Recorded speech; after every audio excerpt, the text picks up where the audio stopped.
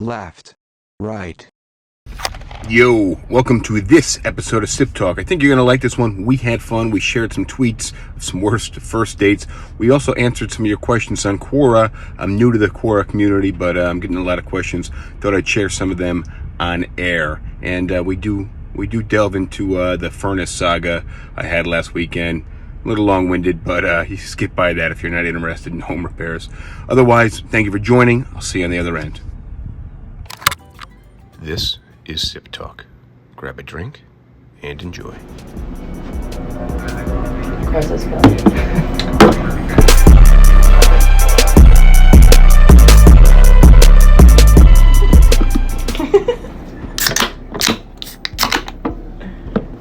Cheers. Cheers. Cheers.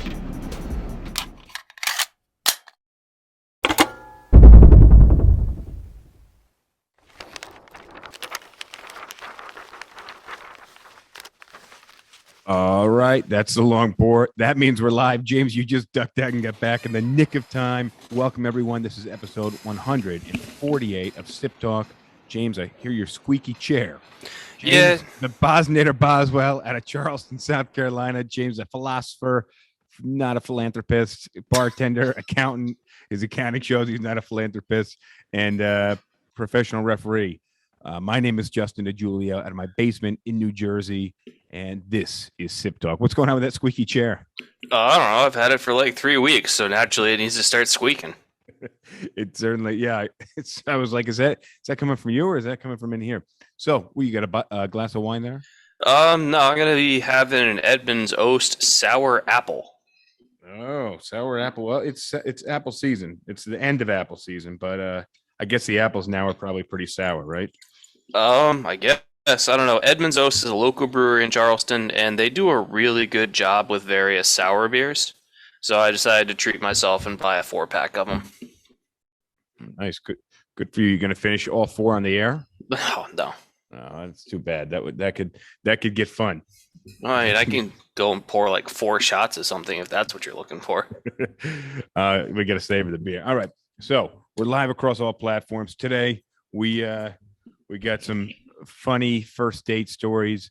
We got a couple of dating questions and some other general philosophy questions we're going to throw at you. If you guys are watching us live and you want to join, ask your questions, you can check out my Instagram profile, and the link to Instagram is in the profile. So the link to join us and ask questions is in the profile. It looks like we're having some minor connecting issues like we did last time. That's no good.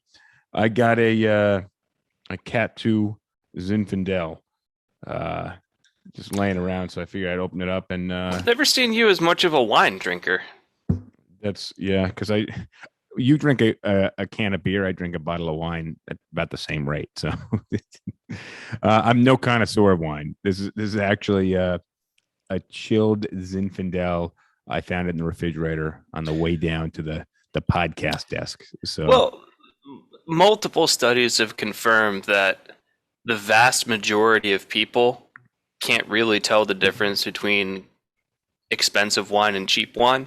And so, like, if you drink something and it tastes good, then that's fine. Like, but there's not much of a correlation between price and quality once you get above like the lowest tier. Once you get above industrial byproducts of wine, you're dealing with like whatever you happen to enjoy. Well, in my experience, the difference between a 14 bottle to a $50 bottle, not much difference. But for the most part, if you can buy it in the grocery store, I mean, some grocery stores actually nowadays have pretty impressive wine aisles. But if you can buy it in the grocery store, generally speaking, and there's no extensive wine aisle, it's probably not very good wine. Raj, you want to let me know how our live stream is on Instagram? I'm having some connection issues on my end, but let's get into it. Actually, before we get into this dating stuff, I want to share with you. So you bought this house in Charleston, and it was pretty much move-in ready, correct? Yeah, it didn't require too much work. Maybe $2,000 to $3,000 worth of repairs. Some of which I would say were necessary. Some of which I just wanted to do. But I'd say that considering the purchase price, $2,000 or $3,000 to have the house where I wanted it to be, isn't that much. And it was mostly cosmetic. Like you didn't have any foundational issues or leaky roofs, right? No, the only structural things that, and if you can call this structural, is like I had to do a little bit of work on the roof. Like there's a cap on like where like the roof meets. There's a cap that protects that seam, and Yeah. so that cap didn't extend all the way. So like if this is the roof and it goes like a certain distance, then like if it went all the way to here, like the cap stopped at some point. So I paid somebody to extend it. And then the garage door is not automatic, so it's just one of those spring-loaded things. And the old mechanism was totally worn out, and it got to the point where like I opened it up and like it all jammed up, so I couldn't even close it. So I spent some money to replace that. And then the rest, I guess if you count like putting in a proper hood vent, that's kind of structural because like we had to cut a hole in the wall so that we could send the air out.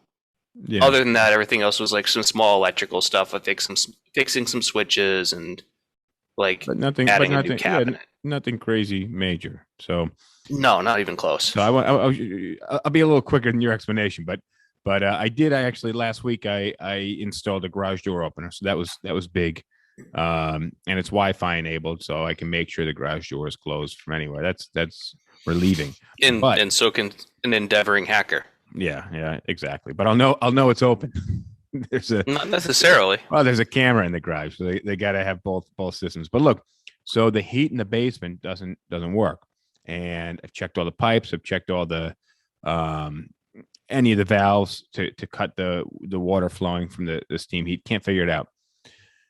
So I'm going to update the heating, and I had to remove a radiator.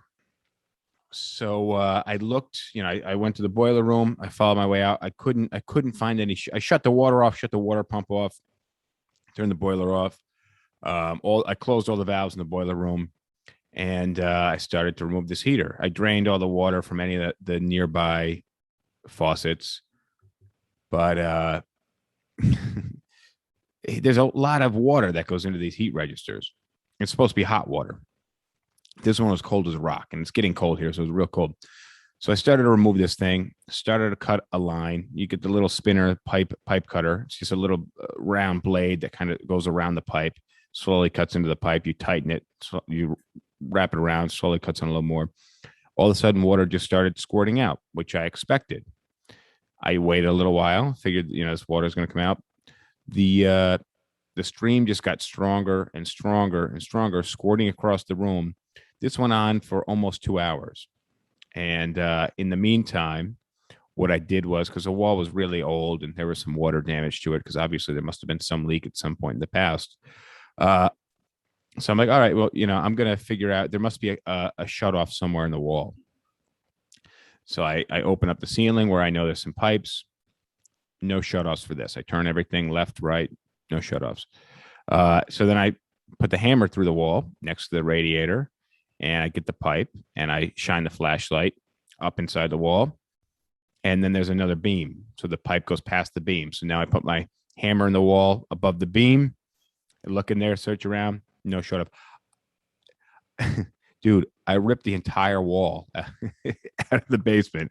And there was no shutoff at all. So there was a couple inches of water in the basement, and it was nonstop. So my quick fix in removing this radiator and capping it ended up just being like an all-day event with just water spewing all over the place. I posted a picture online. Some people saw it the other day, but it was way more extensive.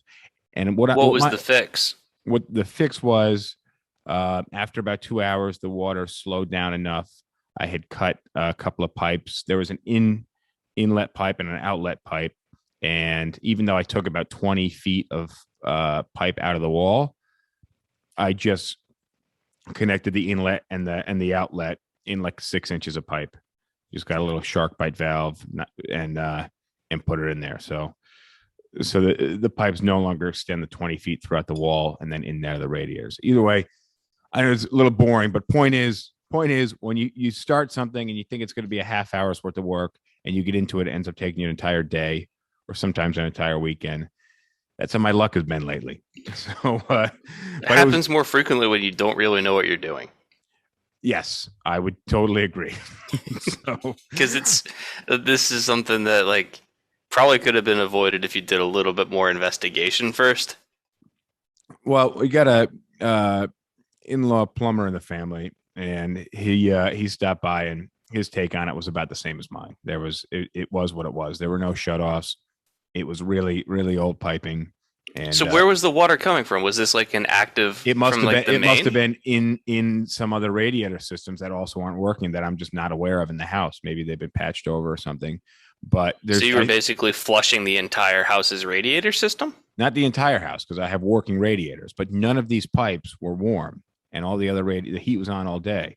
So all the other radiators had hot air in them. I wouldn't cut a water line going into a hot radiator because it would be spewing out pressurized hot water and steam. Well, right, yeah. I would assume that you'd be able to feel the temperature before you start cutting, but it appears that there's a second heating system that's been cut off from the main heating system, and it's the remnants of it are still left in the house, but it's still full of water.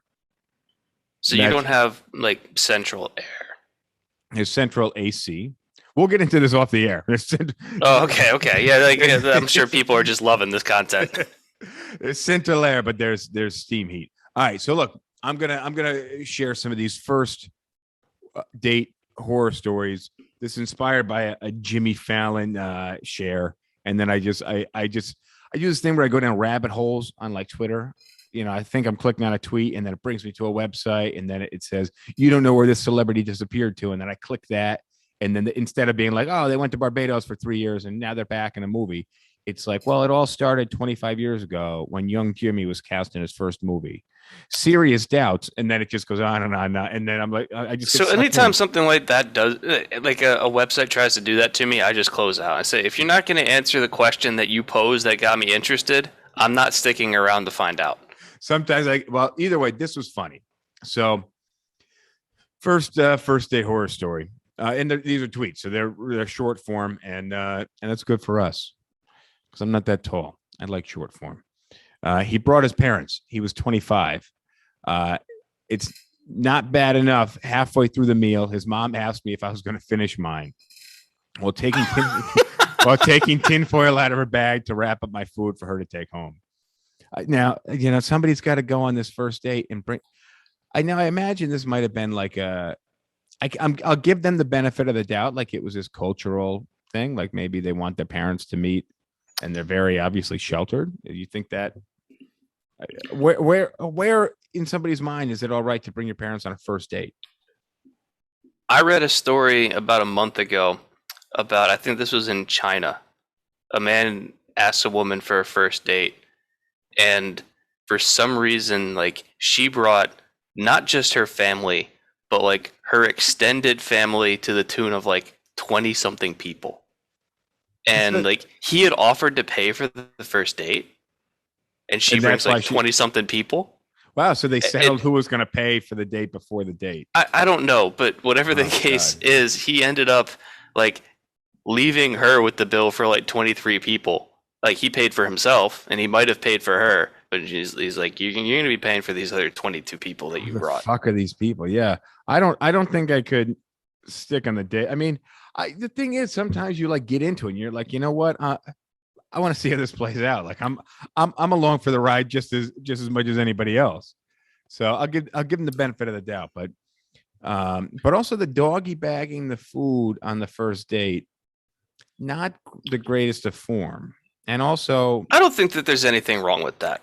If you're with if it's a normal date and it's just you and her, not you and her parents too. No, but I'm saying if you doggy bag your food on the first date, is that a no? Somebody, if you're watching live, let me know if is it okay to doggy bag your food in the first date? I think that's a bit of a turn. I can tell you that I would think it wouldn't affect my opinion of the chick at all. Well, it might affect her opinion of you. Oh, good. I don't care. So, but then also you got to carry the food around with you for the rest of the night. If you go somewhere, if it's a successful date, ideally you go somewhere after that. Shahira Rabba says, no, it's not bad. I And she said, Yeah, I don't know. I mean, thank you if for I've that. got plans of going somewhere else after dinner with this chick, then yeah, I'll probably just leave the food. But my whole thing is like, I don't want to do a full dinner as a first date. I want to do like, if we're gonna get food, then I want it to be something light. Well, I like the idea you go out for like after work drinks or something like that. And then if it's going well, you can suggest going to dinner after that. But the idea of the first date, depending on, for the most part, my thinking is the way it would be set up is you want something as low stress as possible. So let's meet up and grab a drink. And that's it. Like it's kind of like coffee, but for like adults, who are real people. A first date coffee date to me sounds, especially in the middle of the day, sounds awfully awkward. Well, for people who don't drink, or if it's in the middle of the day and you're doing it on like your work on your lunch break or something. Yeah. All right. Let me hit you with the next one. When a guy who I just started seeing was a funeral director, he picked me up with a body in the back of the car and said we need to make a quick stop in my office. That's great. Like I don't think that's a bad date at all. That's hilarious. That's well, I got a friend in their family owns a funeral home, and his brother Nick now runs the funeral home. And my thinking is like that might be something that you want to like get out of the way early on in the date. And he did. Like in that relationship. Like, are you okay with the fact we're going to be around dead people? Yeah, I think that he dealt with that situation perfectly. He's like, hey, this is my job. This is what happens. Never mind. Like that's why the AC is running really low. Got to keep it cool in here. Well, I mean, the thing is also one. I'm curious what vehicle he picked her up in. It's got to be a hearse, or in my friend's case, a minivan. Oh, yeah, I mean, I guess yeah. If you've got like a Crown Vic and it's just wrapped up in a rug. Well, I mean, yeah, I would not want somebody to, if I was a girl, to pick me up on a date in a hearse. That'd be a little weird for me. But minivan, I don't know. I question anybody who drives a minivan as like their daily driver who doesn't have like kids. Like, why are you driving a minivan as your car? Even when you do have kids, if they're like not morbidly obese, they can sit in a regular SUV. Minivans are just more functional SUVs. Yeah, I know, but I don't know. I don't like the way minivans look. That's the issue with the minivans. That's why SUVs sell more than minivans. But like, if you don't count aesthetics, then minivans are objectively better vehicles in every possible way. All right, let me hit you the next one.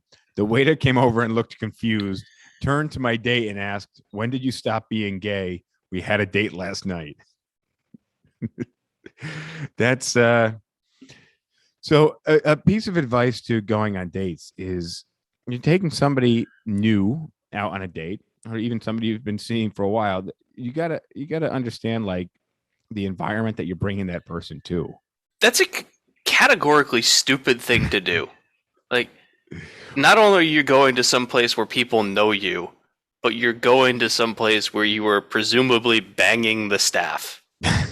Well, maybe they didn't know that person worked there, but how could you not? But look, in the world that we're existing in right now, there's going to be a lot more cases of people who are fluidly sexual, and and that's it's no surprise. But also, it's really bad form to, like, as a service worker, if you're working as a server or a bartender or whatever, if there's someone that you have hooked up with that you are no longer hooking up with, or even if you are hooking up with and they come in, like, you need to play it cool unless it's clear that they came to see you.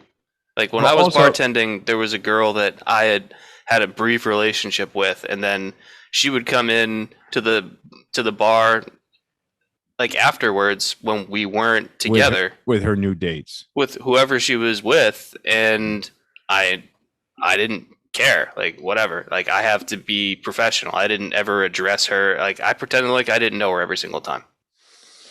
Interesting. Because I'm not going to make it awkward for her. I'm not going to make it awkward for the people that she's there with. Yeah, well, that you'd be doing the biggest disservice to the people that she's there with because they're kind of unsuspecting. And I know the city that you're in, and there's lots of places to go to. She could have found a new place.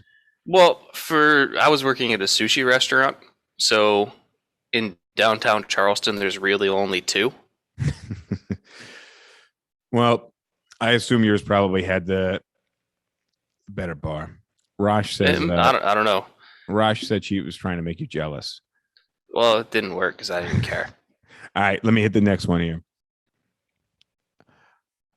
On a first date, the guy asked me to smell his food because it thought it might.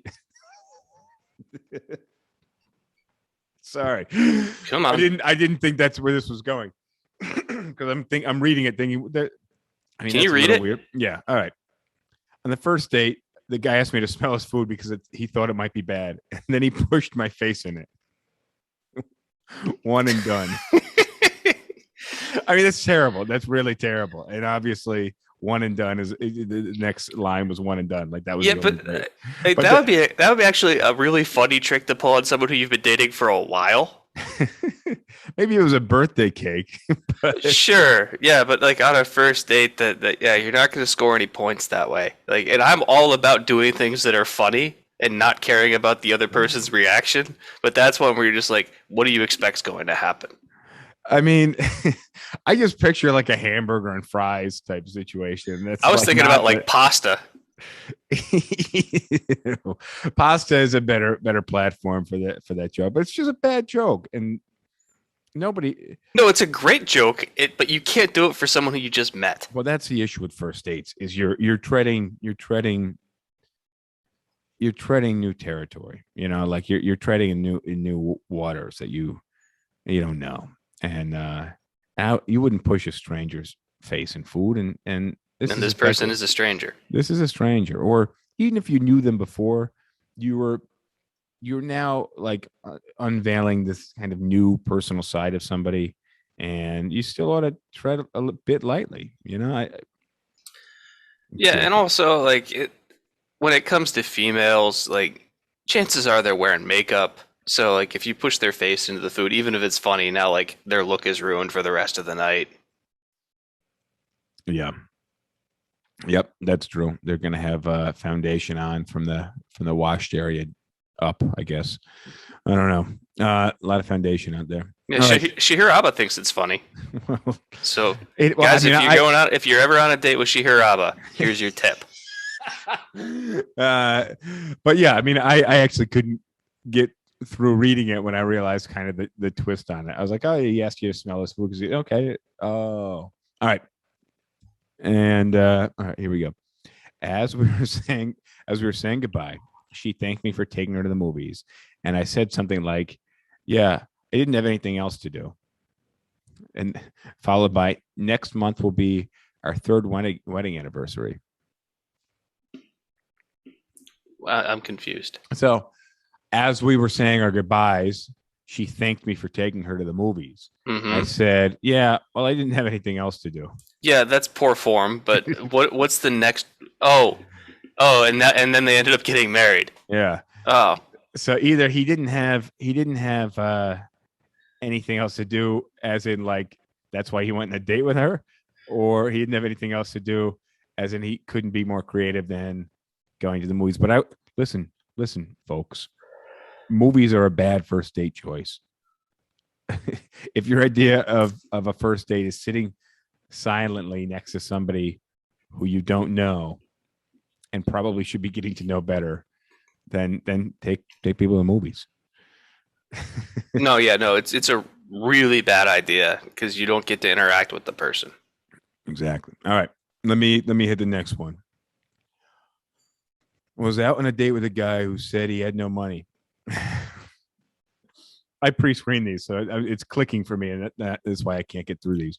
Was out on a date with a guy who asked me for money. He said he had no money. He borrowed $10 to buy me a drink at the convenience store. Came back with a scratch-off ticket and won $60. And he took me home since I wouldn't go to the strip club with his winnings. So the first part of that's kind of funny. He asked to. Yeah, I mean, when I read it, the initial time I read it, he said, "Hey, can I borrow $10?" He used $1 or so to buy a lotto ticket, and he won $60. I'm thinking, like, damn, this is going somewhere. So like, I don't know, like that's one of those ones where if you actually had money, what you could do is like ask to borrow their money, go in and like buy a lotto ticket, and regardless of whether it wins or not, come out with more money and be like, all right, we're going out and having some fun now. Like you could spin that into a fun date idea, but then to say like let's go to a strip club, that's as bad or worse than going to a movie. Well, it sounds like this guy just really wanted to see some ass, at least see it. So, well, sure, whether he was getting it through the date or not, his goal was, it wasn't going to happen without having any money. So now that he had some money, he was just kind of making sure this is a sure thing. Yeah, I guess he had already hedged his bets. Like, if it was just the $10 and he bought the $2 lotto ticket and lost, he had $8 and he could buy her a drink. But yeah, because he knew that the $10 wasn't going to go very far at the strip club. Well, or on the date. But, yeah. All right, let me hit the next one here. Spilled soda in my crotch while pulling into her driveway. My first words when she answered the door: "It's not pee." I mean, you know what? You could, again, if you have confidence, you can play that one off. It's all, like if I were like about to pick up a girl for a first date or whatever, I did something like that. Be like, I was really nervous. Just see if she gets it. If she doesn't think that's funny, then then I already know what I like, that this date's not going to work. First dates are stressful though, and and if you're not stressed, then you're probably a douche. So there's got to be that certain stress element. There's got otherwise it's you got to build it up a little bit. But I don't know. I just think that like you need. I don't think that you need to make a first date stressful. You should go into it like looking to have fun. There should be a certain amount of stress because there are a number of variables that you do not already know anything about. And the variables are going to present themselves over the course of the next couple hours. You have to identify them and make the best decision based on whatever that variable is that's thrown at you. You're learning about somebody new. It's a two-way interview, right? Like job interviews, you shouldn't be that stressful, but you should be a little stressed going into it. Job interviews way more stressful than like a first date. I would think a first date would be way more stressful than a job interview. No, because if I'm on a job interview, it's because I need a job. If I don't get the job, there's problems. If I'm on a first date, like this is a sex interview. If I don't get sex, it's okay. I can't pay my bills in sex. Like Chase Bank doesn't really look at things that way. Not everybody looks at first. Not everybody looks at a first date as a sex interview. Tell me I'm wrong. Well, I think there's more to dating and relationships than simply sex. So right, but initially that's what it is. Oh man, there's more to careers than money. But what are you going to be talking about in the interview? The salary. Oh boy. Once you figure out whether or not you're qualified for the job, next topic, salary, and then you can talk about career advancement and everything else. Elizabeth says you're wrong, James, but she's also laughing. So, Elizabeth, if you want to go out on a date sometime, swing on down to sunny South Carolina. All right, next one. Yeah, I'll buy you a scratch off. Oh, this is a good one. That's funny. Try to be an independent woman by walking quickly ahead of him and getting to the car parked out in front before he could open the door for me. He knocked on the window and yelled, "This isn't my car." So she was not allowing him to open the door for her, which is like, what the fuck is wrong with you anyways? Well, but then she got in the wrong car. Well, I've always thought that the idea of like opening a car door for a woman is a really dumb thing to do. Really? Why?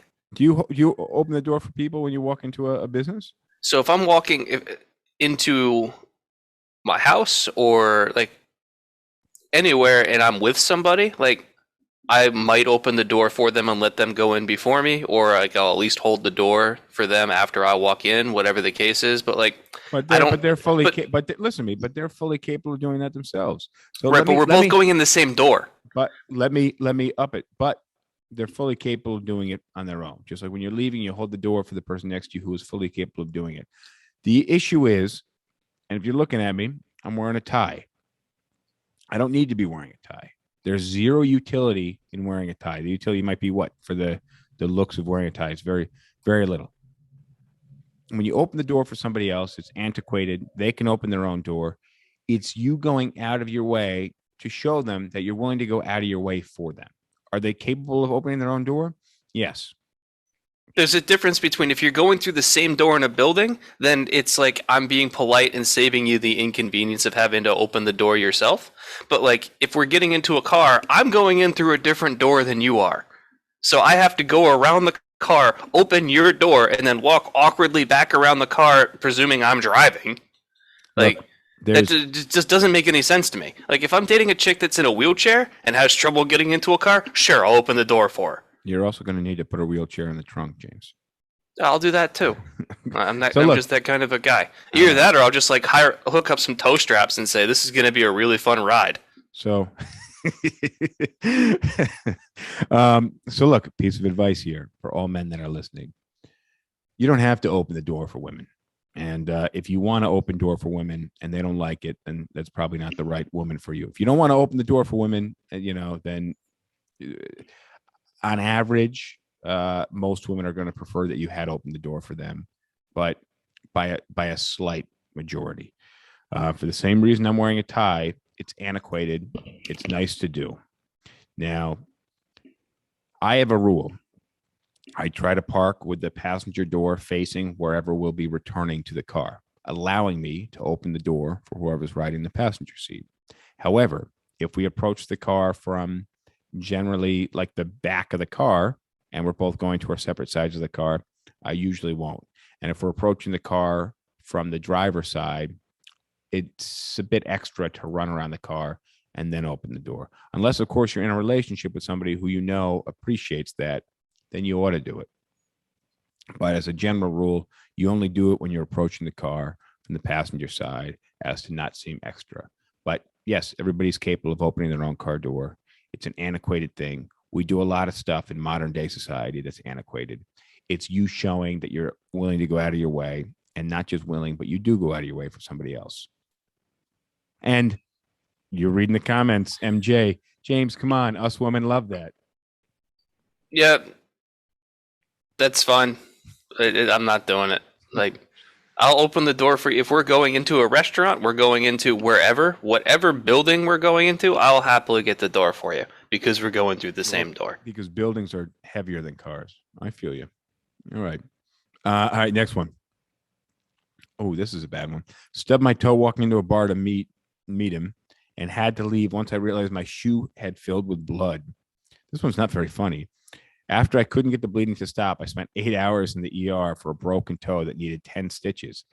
Damn, man. That's not his fault. No, it's not. It's not even funny. That's just a sad story about somebody who stubbed their toe really fucking hard. 10 stitches in your foot? It was like a compound fracture of a toe. Fracture. Yeah, either that or a slice, like a hard slice. But she said broken toe, so I imagine that's a all I can think of is that this guy was so extraordinarily handsome that when she got to the bar, she was in such a rush to meet him that she was sprinting in and caught her foot. I mean, she must have been moving fast, right? But also, like, she stuck with it it sounds like she stuck with it for a little while, and her shoe filled with blood. So, like, she wanted to be on the date. She was ignoring the pain. And then I feel bad for the guy who's like, well, you just stubbed your toe. Like, it's fine. And then he's like, oh, fuck. I can see that, like, again, that's one where it's an opportunity for the guy to manage the situation. Be like, look, like, you've got something going on here. Like, we shouldn't be out on a date. You should be getting whatever you just did to yourself taken care of. Shahira Rabba says it was a sign. All right, let me hit this next one. Yeah. I want to get to these questions actually. Yeah, Elizabeth says, James, you're not a romantic guy. I can't date you. I'm like, yeah, guilty as charged. I'm one of the least romantic people you'll ever meet. But that's you don't have to be like romantic deep inside of you. You learn a couple of tricks. People like it. You light some candles. You open the door for people, for women, and then you're if you can do those two things, you can light some of those little teacup candles, whatever they're called, tea lights or something. You light a couple of those. I always thought that if you light candles for a chick or something, that's super presumptuous. Yes, it probably is, but it's the little things like that, especially if you're already dating. Like it's a good move. It's one thing if you're already dating. If like it's the first time a girl's coming over to your place and you light candles, like that's presumptuous. Well, if your house You think too highly of yourself. if your house smells bad. Well, in which case you should have just left the candles like going before you even like went on the date. All right, so here I'm run through the next couple pretty quick. I met a girl a little younger than me. She told me I had to meet her at her grandmother's house for the date. I got there and the girl wasn't there. She had set me up with her grandmother. Well, how was the grandmother? Probably a little old for this guy who was obviously interested in somebody a little bit young for him. All right, next one. I met this guy in line. We met at a Starbucks. He was 10 minutes late, awkwardly paid for my coffee, and I had to coax him into conversation. That seems relatively not spectacular. And Yeah, that's mild. It's just an awkward dude. Okay, awkward because here's the next line. We talked about science and religion and humanity, and he said, I wasn't expecting you to be intelligent. So, yes. Again, it's all about the delivery. Like, well, you can pull that line off. It's all about the delivery, exactly. Just like the awkwardly paying for the coffee. So my guess is this guy's a little on the spectrum, little off. My guess is she like ordered the coffee already or something, and he tried to get it like refunded to her card. Again, but like I wasn't expecting you to be intelligent. You just changed the language and the delivery a little bit, and now you're hilarious. Or you've complimented the other person, but this was not a compliment. All right, next one. He put his phone down on the table and it was covered in tape. When I asked why his phone was covered in tape, he said, because the government is always listening. I'm going to leave that one. I once showed up to a date. 10 of her I've had something like, not exactly, but something similar to this. I once showed up on a date. 10 of her friends were there with her, and they had no idea I was coming. She was blackout wasted and introduced me as Tom. This didn't happen to me, this part. Introduced me as Tom.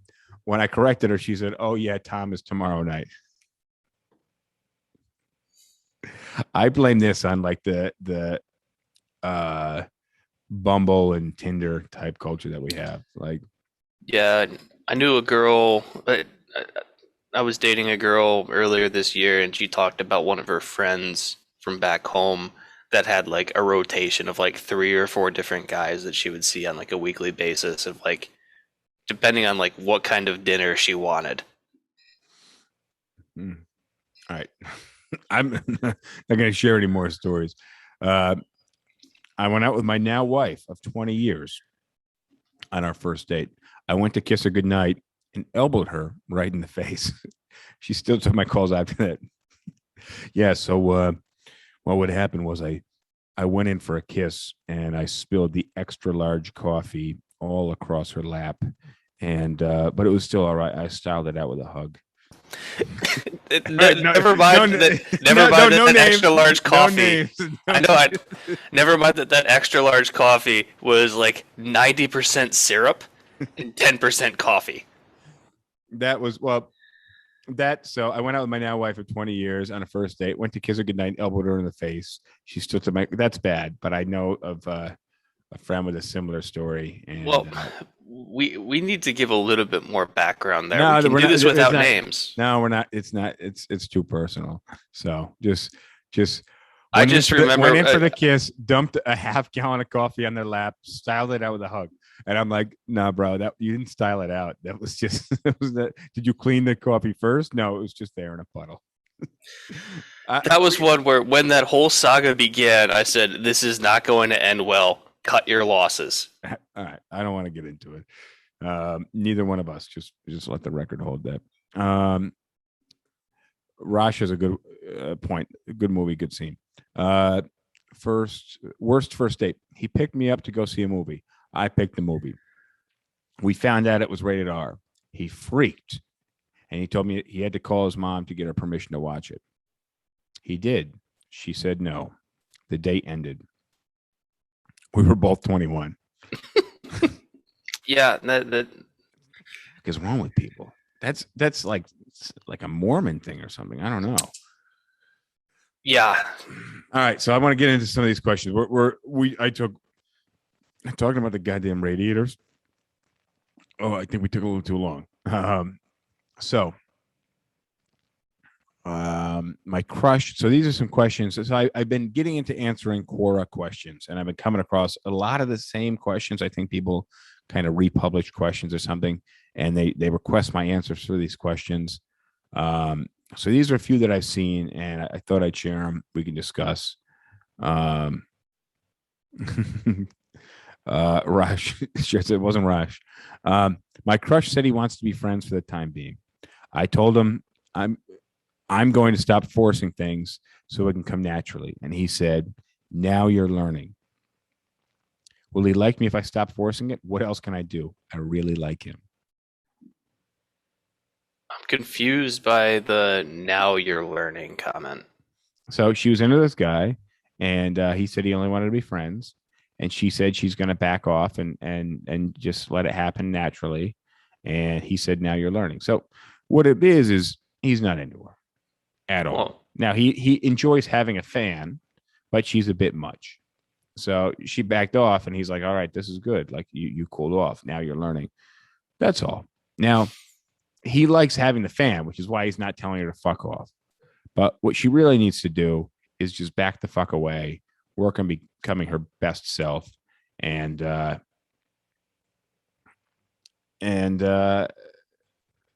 just grow up and step away from this guy. And if this guy, then gets jealous of her, maybe he's now attracted to her, and that's great. But it sounds like she's obsessing a little bit, and he's not into her. And the fact that she's obsessing so much implies to me that she could probably spend some time investing in herself. If you're obsessing over anybody, you got to look kind of internal and work on yourself. Nobody with great self-confidence should be obsessing over anybody else. In this world, you got lots of options. So problem is when you look inwards, you're not going to like what you see. Which is why I said you got to work on yourself. That's what I meant. Look inwards to see where work can be done. Yeah, I know, and I stand by my comment. Yeah, well, so you got to work on yourself, and if it's something that's going to go anywhere, he'll be then interested in you, and something can grow from there. But it sounds like this guy, he's not a dick, right? Because he's not saying fuck off, but he's kind of leading you on, and he's trying not to do so in his own. What's the word? I don't think he's leading her on. Well, he's saying now you're learning, right? Like, I'm not into you. And she said, I'm not going to force it anymore. I'll back off and let it develop naturally. And he's saying, now you're learning. Rather, he should just say, look, I told you I'm not into you. Like, I think he already said that. It doesn't. If he says now you're learning, that implies that like there was a lesson that she missed. Well, it sounds like it was a condescending statement, but it wasn't interpreted condescendingly. So, well, right, because she's not going to interpret anything condescendingly because she's still smitten. Exactly. All right. My girlfriend left me because I'm fat. Is it my fault that she left me? Yes. So this is one. My question is, were you fat when you met? And then two, is it your fault? Well, one, it depends on if you gained weight during that relationship. I had a friend who was dating somebody who gained like double her mass during the relationship and became very self-destructive. And I said to my friend, I'm like, and I wasn't even talking about the weight gain. I said, look, man, I'm noticing she's been really self-destructive. And I sit around and watch her drag you down and pick on you. And, she's, and I use the weight gain as an example, but not as the primary, right? And I said, she's obviously going through something, and she needs help on this, but you got to figure this out. Like you're not in a healthy relationship. And I mean, I one time sat across the table from them at at a three-way date basically, and they just argued the entire time. And afterwards, I mean, I even stepped in. I was like, all right, guys, let's change the subject. But afterwards, I told my friend, I'm like, dude, like, what is your life like? Like, you go home to this every day? He's like, yeah, it is. I'm like, well, I mean, Why? exactly. So, I didn't, I'm not going to say like she ended up breaking up with him several times, but, but I wasn't going to just say, hey, break up with her because she's gained weight. But yes, the weight was a correlated to the breakup, but it wasn't the cause, it was correlation, not causation. So I don't know the specifics of this guy, but. Well, I think it's really, you keep it as simple as, are you the same size as when you first started dating? In which case, no, it's not your fault. Something else happened. But if you're a different size than when you started dating, then yes, it's your fault. Well, yes, a portion of it. We don't know the intricacies of the relationship, but it's likely that that's the case. He says, I'm assuming that the reason why she broke up is because he got fat. That's what I'm thinking too. I mean, yeah, we have to keep it as simple as possible. Otherwise, you can just say like you're going to write a dissertation on all the reasons why people break up. You have to address the question purely in a vacuum. MJ agrees. It's his fault. I mean, if you're changing throughout the relationship, you're, and everybody's changing, but if something important like that changes and it's drastically, like, more than 15%, that's more than 10%. I mean, everybody's got their own, elasticity to what they're okay with, but chances are, that might be his fault, and he's probably going through some. All right. But if you're gaining weight in a relationship, you need some liposuction. We know somebody. We do know. Yeah, there you go. Is religion necessary to motivate people to behave morally? No. I also don't think so either. I think it's been one of the biggest forces that we've had to guide people historically. Yes. But I don't, I don't think religion is the best way, nor do I think the legal system is the best way either. No. Do you have both of them serve as guides, but they aren't necessary. You can behave morally simply by considering the consequences of your actions. Okay, so I got another one for you that's a bit related here. Let's see. Are all humans embedded with a universally shared sense of right and wrong without anyone ever telling them? No. If so, what's the best explanation of this? Actually, maybe, because they've done studies where... The next question was, what case studies or resources are available to demonstrate this? I would have to do some research to find it. The one that pops into my mind is...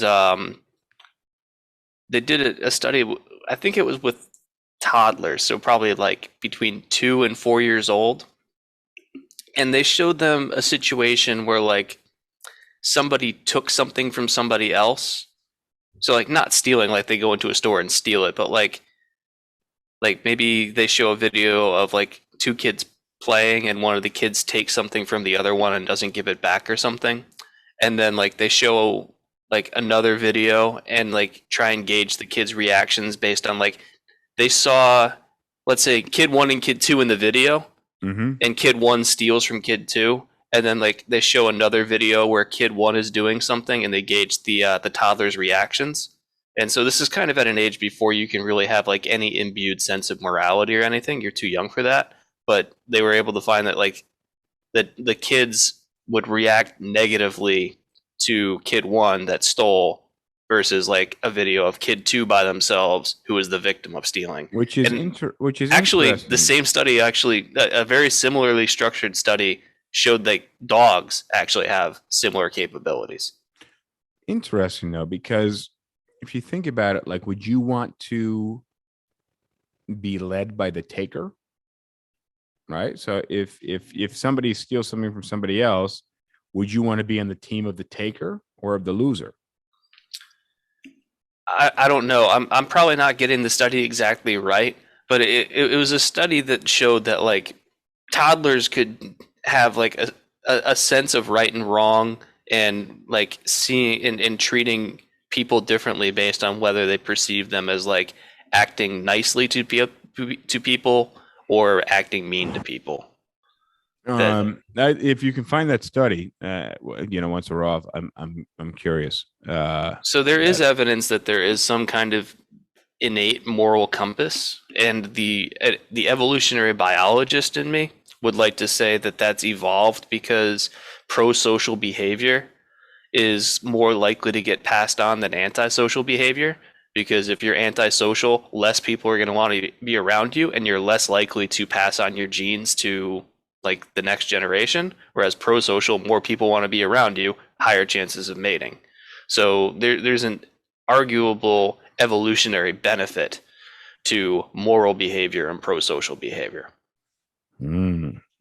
Evolutionary biologist. I'm gonna record that. All right. Philosopher, accountant, referee, bartender, evolutionary biologist. Sorry. Sorry, I just wanted to add that. It's a mouthful there. But did you ever take any classes on evolutionary biology? No, it's a field that isn't like, it's not like you could go to college and necessarily find a class in evolutionary biology. It's more like a theory that kind of branches across a number of different disciplines. So in biology for sure, but you also see it in like psychology and sociology. Maybe a little bit in economics, actually. Well, that's a good. I mean, it's a positive thing for us as a society. But I'm curious more about it. I want to look up. It has its good and its bad. There are some people that use evolutionary biology to try and justify or rationalize some shitty behaviors. So it's not a pure science. No surprise. All right, I got three more here. Let me hit the next. All right, this one was for you. What is the most ordered drink at your bar? At my bar, it was probably, besides just like various highballs, it was. Which a highball is like a like a Jack and Coke or a ginger and 7 and 7 or something like that. So any liquor plus any one liquor and any one mixer is a highball. So like vodka soda, gin and tonic, Jack and Coke, gin and ginger.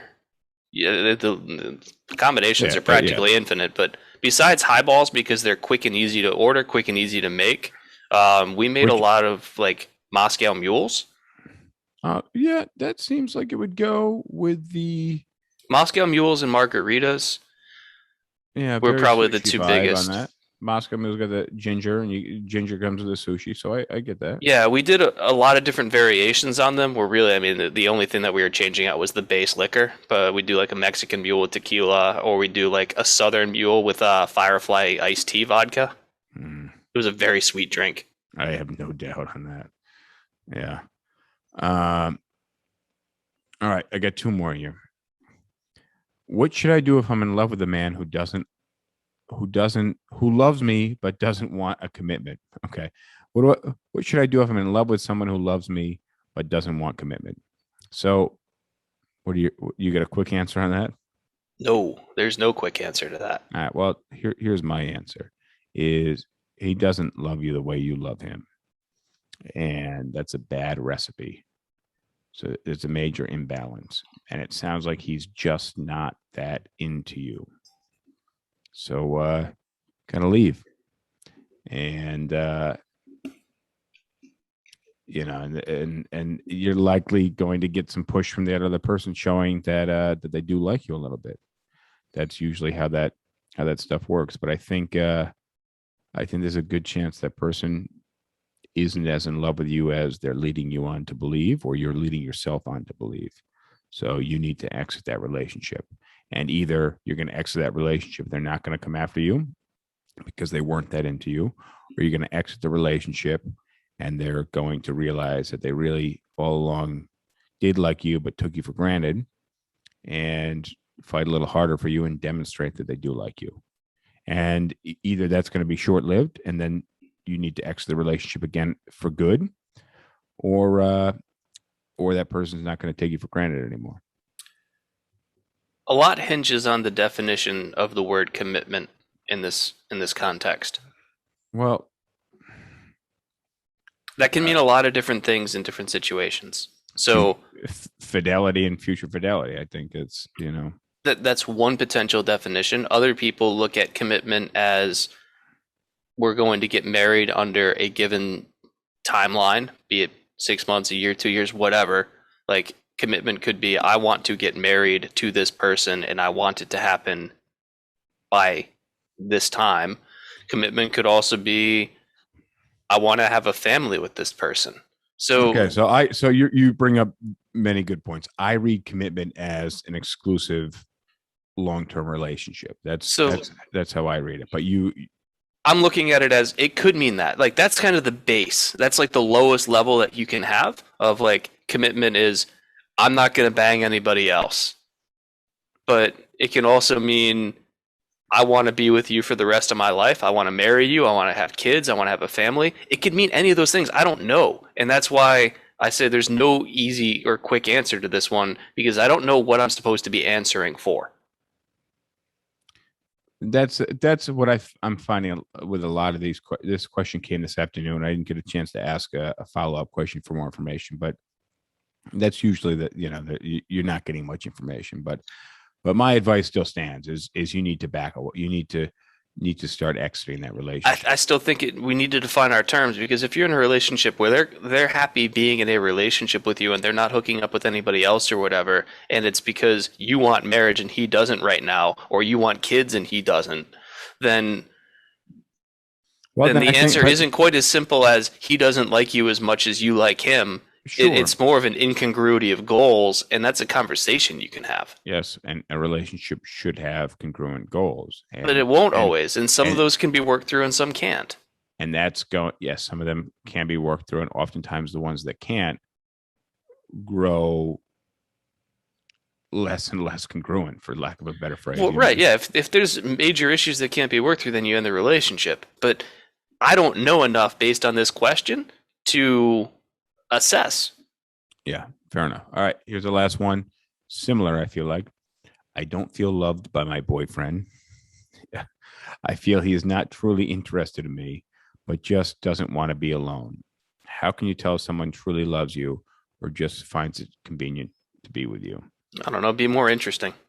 Yeah, possibly. But also, I think that's a bad answer. No, it is a bad answer. But I think I would give a similar advice to the person who asked the last question, and that is you got to back away. And if that person wants to, that's not what you lead with. What you lead with is you start the conversation. You say, "Hey, this is how I'm feeling right now. I'm feeling like I'm more interested in you than you are interested in me." And it could be that they aren't aware of how their behavior is affecting you.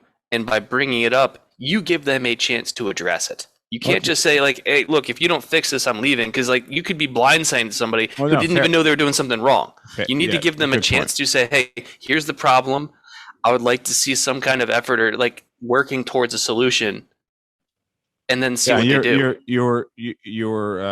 When I first read this question, what my mind thought was, there needs to be a conversation. This needs to be addressed. And a lot of people love the hell out of their partner, but just aren't able to demonstrate it at all, or they don't demonstrate it in a way that their partner interprets. And there's a book. And both of those are solvable problems. Exactly. But there's a book called 5 Languages of Love. And people express love in different ways. Like, for example, I choose Spanish. Some people, give love by giving you things because that's how they like to be shown love. It's like time, physical touch, words of gifts, affirmation, and then I don't remember the last one. But generally, and I think that's, I didn't read the book, but I'm familiar with the book, and it's you don't need to read the book. If they tell you the 5 things, you're like, all right, cool, done. I got it, exactly. That's why I haven't read the book. But yeah, I mean, generally speaking, All right, so it looks like we're running out of time. We're got to wrap this episode, but I kind of like this format of answering some of these questions that are coming my way on the Quora platform. That's pretty cool. But I want to thank you guys for joining us on the podcast. James, thank you for being here. Rosh, thank you as always for manning the comments. If you guys are watching live on Instagram or TikTok or Facebook, Rosh is feeding us your comments so we can keep up with what's going on. Thank you to Rosh for that. James, see you next time. James and Rosh, hang on the line for a minute. Okay. I'm out of here. Adios, everybody. All right, this is The Other End. Thank you for joining us. If you have not already, interact with this podcast somehow. Like, comment, subscribe, share the podcast. Anything you do, we appreciate. And I really do mean that. Thank you, guys. Thank you if you made it this far. Adios. I like PBR. I just got priced out of it.